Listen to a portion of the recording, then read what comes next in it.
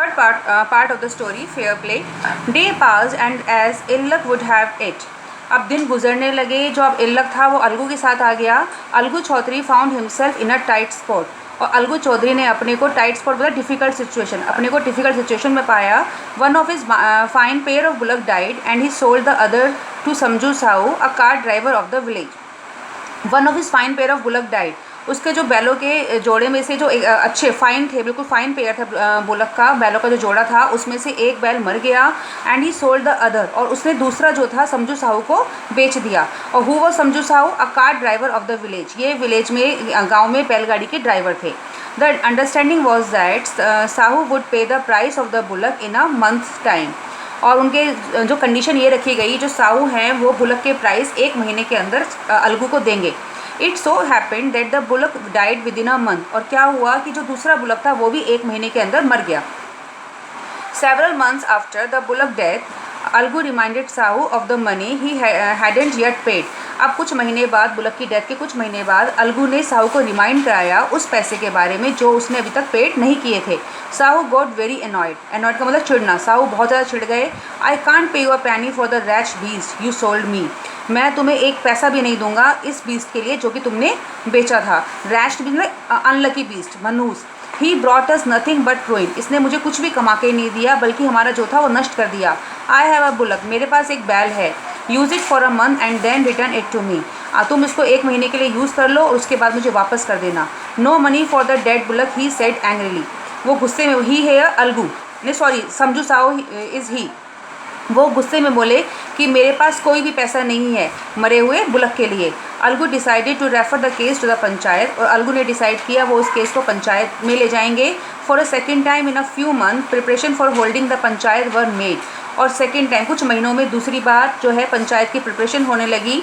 And both the parties here Algu and Samjhu Sahu, both the parties starting meeting people. और दोनों parties ने लोगों से मिलना स्टार्ट कर दिया. सीकिंग देयर सपोर्ट, उनके सपोर्ट को पाने के लिए.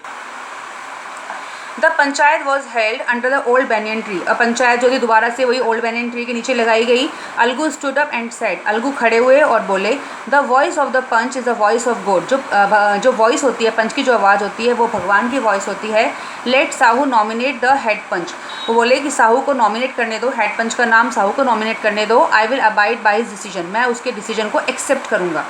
Sahu saw his chance and propose the name of Jumman. अब साहू ने मौका देखा और उसने जुम्मन का नेम नॉमिनेट कर दिया. पंच के लिए जुम्मन का नेम नॉमिनेट किया गया. अलगूज हार्ट सैंक एंड ही टर्न पेल. अब अलगू का जो हार्ट था वो बैठने लगा एंड ही टर्न पेल, और वो येलो कलर पीले पड़ गए. But what could he do, लेकिन अब वो कर भी क्या सकते थे.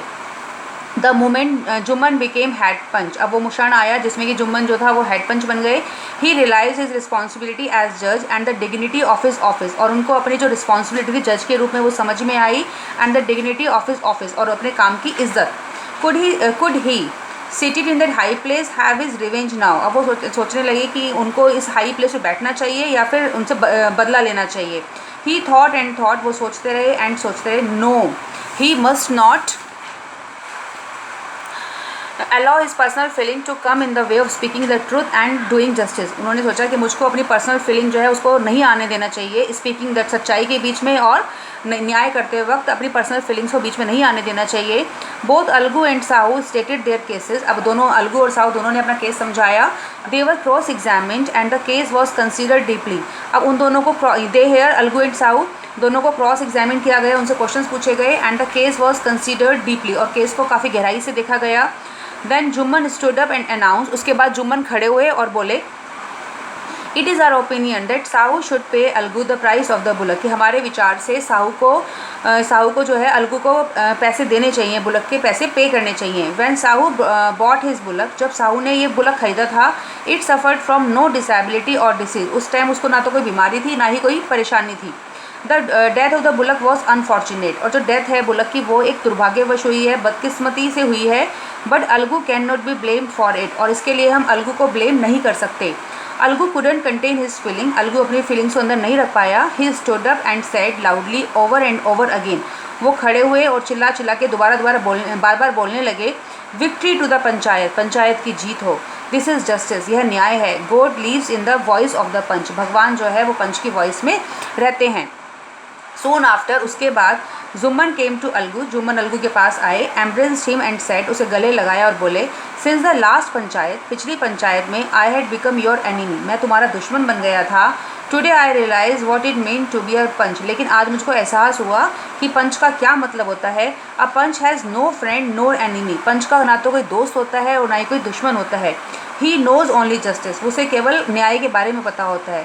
Late no one deviate from the path of justice and truth for friendship और एनमिटी, कोई भी उसे उसके रास्ते से नहीं भटका सकता, न्याय और सच्चाई के लिए, न्याय और सच्चाई के रास्ते से कोई उसे भटका नहीं सकता। किसके लिए? फ्रेंडशिप और एनमिटी, दोस्ती या दुश्मनी के लिए उसको कोई नहीं भटका सकता, जस्टिस या ट्रुथ के रास्ते से।